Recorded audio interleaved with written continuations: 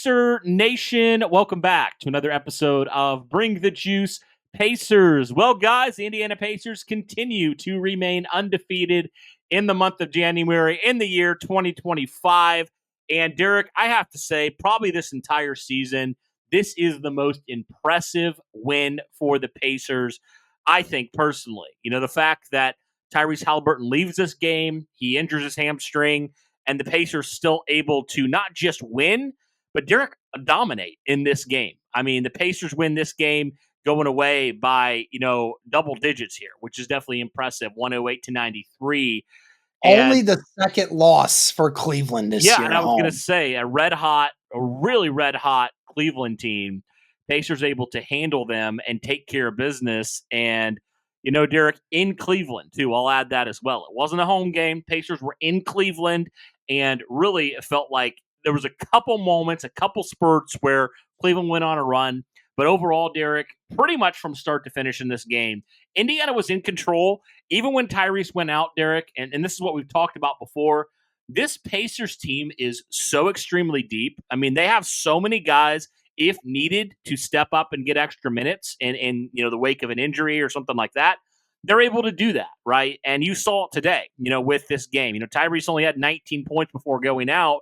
So that meant guys like Ben Shepherd, Jarris Walker, Thomas Bryant, Obi Toppin, TJ McConnell, they all got 17-plus minutes in this game, and they were able to deliver and truly help this be a full team effort, right? And Derek, this is a Cleveland team, like I said, that's extremely hot.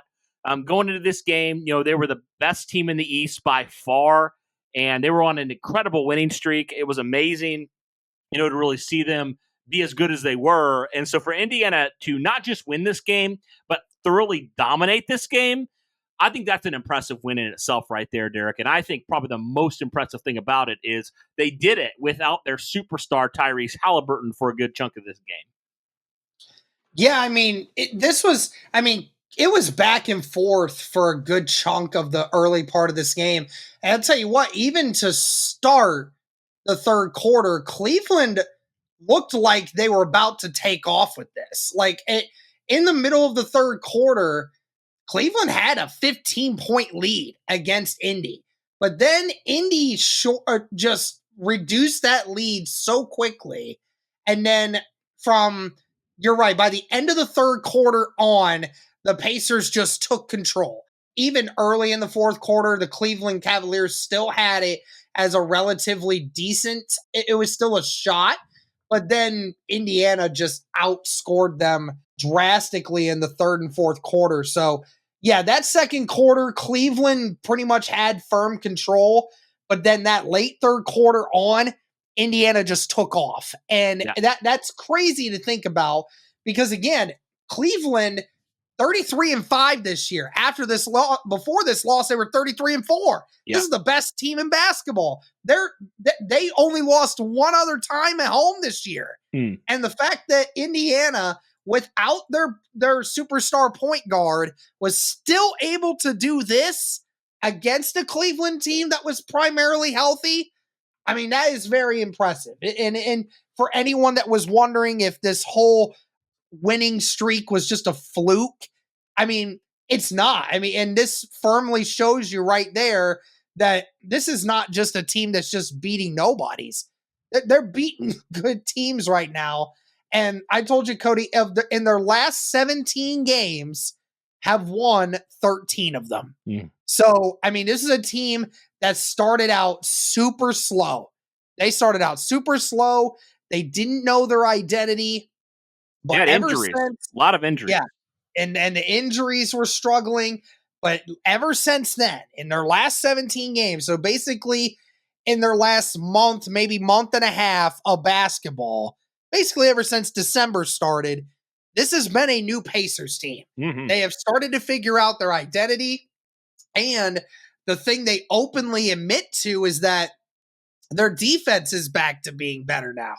And I mean, Cody, I wanted to say, I don't think it's a coincidence that all these teams are now all of a sudden having problems with the Indiana Pacers in scoring, because during this win streak, three out of their 6 games, they've kept opponents to under 100 points. Mm. And I mean, that's a very good thing. And not only did they do that, but they kept the Warriors under 100 points. They kept the Cavs under 100 points. I mean, that's an insanely tough thing to do. And so, I mean, this is a Pacers team that is 100% playing lights out right now. They are feeling it. They're playing like one of the best teams in the NBA at this moment in time. Yep. Now, we'll have to see, as you said, with Halliburton going out of this game. Certainly hope that it is nothing severe. Hopefully, we won't have to miss too much time because Lord knows the Indiana Pacers definitely need him. So, yeah, hopefully Halliburton doesn't have to miss too much time and we can get him back out here because the Pacers need to keep this win streak up, man. They were 16 and 18 to start this new year. Now they're 22 and 18, second in the Central Division and fifth in overall seeding in the East. Yeah, and to clarify, Rick Carlisle did say that all he knows right now about Tyrese with that is that he's experiencing some tightness, so he doesn't really have anything beyond that. But Derek, I thought you put it perfectly, is these teams are really struggling against this Pacer defense. I mean, Derek, we know how bad the Pacers were a year ago on defense, and I think, Derek, that's why in large part, they lost some games they really should have won. It's because they lacked, I don't know if it was effort, discipline, what it was on defense, or maybe the right personnel. I don't know exactly what it was.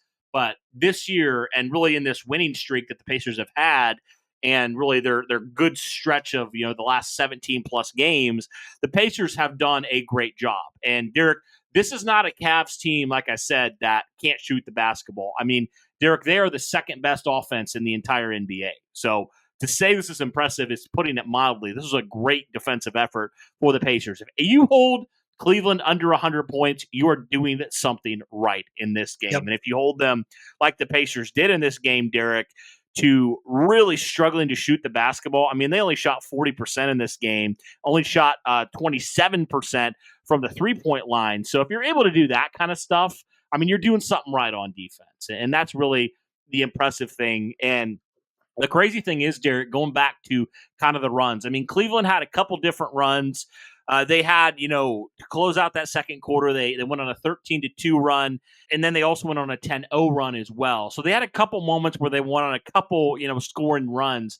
But you look at that third and fourth quarter, that second half for the Indiana Pacers, Derek, it's crazy. They outscored in that second half. They outscored the Cleveland Cavaliers 68-40. So they outscored them by a ton of points right there in that second half. I mean, like you said, the first half wasn't that pretty for the Pacers, but it was a tale of two halves. And the Pacers absolutely dominated in that second half. I mean, and it was pretty much everybody that helped dominate. It wasn't just one guy going for 35. It was a whole concerted team effort, which is definitely a massive thing and why we've talked about and raved about the depth on this Pacer team and stepping up when it needed to step up. So, yeah, absolute great game for the Pacers today, and in large part to the bench and to the defense as well. So, yeah, let's dive in, Derek, to some individual performances here for Indiana. I mentioned the Pacers had to have some guys who stepped up, and they definitely did. Some guys who in the starting five, I suppose, you want to talk about. Every single player in the starting five, Derek, had 12-plus points in this game. All of them playing, upper 20s to lower 30s in terms of minutes. So pretty much all the starters played pretty similar amount of minutes in this game, outside of obviously Tyrese, who got hurt. And Indiana was able to pretty much get strong performances from pretty much everybody. A couple guys did struggle a little bit when it came to shooting, and kind of an off night shooting-wise for Pascal Siakam in this game. He was only 8 of 21. He missed all 5 of his three-point attempts, so wasn't a great game. But Derek, if you can have number one of your superstars getting hurt, and number two, having your other superstar really struggle and still put up this performance, I mean, that tells you right there, this team right now in the state they're at, where you can afford to have your superstar have a not superstar type of night. And these are two teams, Cody, that they both play really freaking hard. I mean, the Cleveland Cavaliers, you don't get to be 33-5 without being and not only a talented team, but a team that works really freaking hard. And the Pacers obviously are starting to become that too. So, all in all, both teams struggled tonight in regards to overall shooting and a few other things. So, other things had to come down to it. And like you said, when Halliburton goes down and your second best overall player has, a terribly bad shooting night, then and still you're able to win by 15, you're right. The whole rest of the team deserves a ton of credit for being able to put all that together. Yeah, absolutely. So kudos to the Pacers bench and to the Pacers other players who were able to pick up the slack in this game. So even when your star guys are either hurt or not playing up to that standard they usually play at, you can afford to have that. So let's look at overall at this Pacers team. I mean, Matherin had the most minutes out of any Pacers player tonight. He had 12 points, 3 rebounds, 3 assists, 5 of 15 shooting, 2 of 7 shooting from the 3-point line. I mean, Derek, he continues to be in this slump right now. It feels like Benedict Matherin really started out hot this season. He's kind of tapered off a little bit when it comes to the shooting wise. So hopefully he can get back into a rhythm. And it makes you think, like, if the Pacers are having all these things happen, what happens when guys like Benedict Matherin start to find themselves again shooting and you get, these guys shooting right? I don't know. It's just interesting, and it makes you think how truly capable this Pacer team could be if that does happen. But yeah, Benedict Matherin continues to struggle shooting the basketball, and it feels like it's been that way for a little bit. So I'm hopeful, man, that he can figure it out here and start getting back into a rhythm, because when he's on, he's on. So, but still continuing to struggle there. When you look at some other players for Indiana in this game, Miles Turner had 29 minutes and 15 and 10, so double-double for him. 5 of 10 shooting, only 2 of 6 from the three-point line. Nembhard, I mean, talk about Andrew Nembhard having to step up, Derek. Let's just talk about that just for a quick second, a little sidetrack here. I mean, just think about the evolution of Andrew Nembhard, Derek, from where he was last year, where he was a role player, he was a bench guy, and then Buddy Hield gets traded. He has to step into a starting role, and we started to see glimpses of what he could become in that Boston series, Derek. We really, and throughout the playoffs, really, but especially in that Boston series when Tyrese Halliburton was still struggling with injuries. I mean, Nembhard has really risen to the occasion, Derek, and he has proven he can be a very good player for you. And what a steal. I mean, honestly, a second-round guy. The Pacers found him late in that draft, and he has stepped in and not just been a role player, but he is starting to come into his own as a legitimate guard in the NBA. Yeah, it definitely has been awesome to see Nemhard come back and be another centerpiece to this team, and and he's had to as well because Naismith being hurt recently, and of course with Halliburton going out in this game, you needed all of your guys to be able to step up in a big way today, and the fact that Nemhard pretty much took the reins for setting everything up, making sure that everybody was in the right place, keeping that pace going. And the fact that he was the leading scorer tonight, 19 points, couple rebounds, couple assists, a couple steals, the turnovers, you wouldn't love for him to have 3 turnovers, but I mean, again, Nemhard's greatest quality isn't his ability to protect the ball, but again, 28 minutes, 19 points, 7 of 11 shooting, 50% from 3-point. It's definitely a great night to see Nemhard do that and just feed everyone else that sort of energy that he has. Yeah, absolutely. And the stat line won't always pick it up. He's not going to, sometimes he will, but, most of the time it's like some of the stuff that he does doesn't necessarily always show up, but he has just been so consistent for Indiana this year. And so great to see him really come into his own there. So shout out to him having to step up here and attempt more shots. And to his credit, he was very efficient tonight, 7 of 11 shooting. So great job there from him.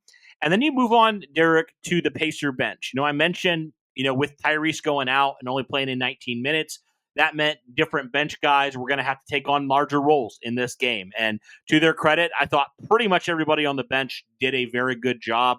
When you had guys like Ben Shepherd and Jarris Walker giving over 20 minutes in this game, and each of them shot pretty efficiently when on the court, and each of them had a really positive effect when on the court for the Pacers. Shepard had a plus 11, and Walker had a plus 21 in this game, by far the highest of any player on the Pacers tonight. So those two guys definitely played a good role. You had Thomas Bryant, who, Derek, we knew the Pacers after Wiseman went down, we knew they needed to add somebody. But, Thomas Bryant up to this point really hasn't had a role with the team like he has with Indiana. And credit him, he's really stepped up and played some nice basketball. I mean, you saw when he had to play because Miles got hurt a couple games ago, and I think that's just kind of built his confidence at an all-time high here, Derek. And so, such a great piece and a great find by the Pacers to have a guy in Thomas Bryant who can come in, and he was so efficient. He made all 5 of his shots today. And so shout out to Thomas Bryant. He had 11, 3 and 1 in the 19 minutes he played.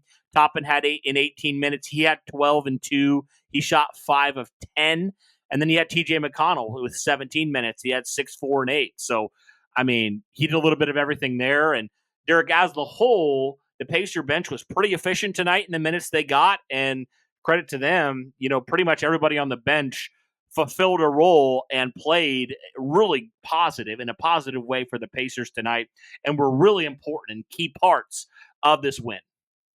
Yeah, man. I mean, it's great to see the bench do what it did. I mean, we even said it all last year. Like, the Pacers have one of the best benches in all of basketball, and it was very much apparent in the playoffs because you saw some of these other teams, Cody, when we kept talking about it, like the Knicks and the Bucks, they were only like 8 deep. So you had maybe 3 guys on your bench.